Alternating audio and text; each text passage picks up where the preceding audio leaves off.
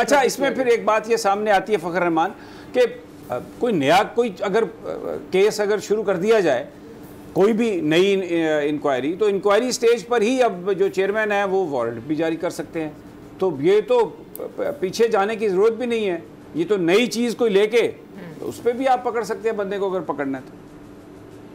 जी, ये देखें ना, मैंने आपको ये बताया कि आप ज़रा देखें कि इलेक्शंस करीब हैं और उस इलेक्शन से किसी को बाहर रखने की मनसूबाबंदी की गई है और वो पीटीआई के चेयरमैन हैं ऑब्वियसली।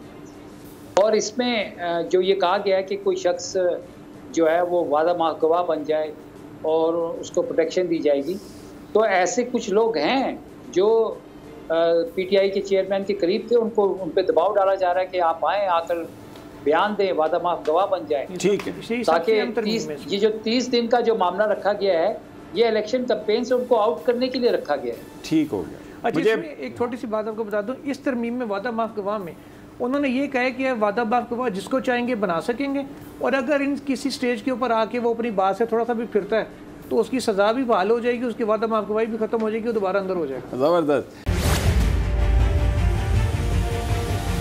बड़ी ईद की बड़ी खुशियाँ, बोलने निभाई अपनी सहाफती जिम्मेदारियां।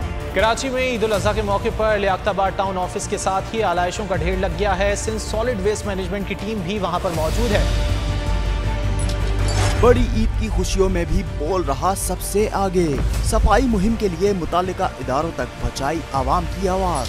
अगर मैं आपको दिखा दूं, इस वक्त मुनाजिर तमाम गाड़ियां जो इस वक्त है यहाँ पर, तमाम जो कलेक्शंस हैं, जितनी भी आलाइशें उनको यहाँ से उठाया जा रहा है और लम्हा बा लम्हा की खबर से रखा आवाम को आगाह। और में मुख्तलिफ मकामात पर अलाइशें जो है वो हमें सड़कों पर दिखाई दे रही थी, लेकिन उसके बाद जो LWMC है उनका अमला जो है वो उसके बाद फील्ड में निकला और उसके बाद अलाइशों को हटाने का सिलसिला जो है वो शुरू कर दिया गया।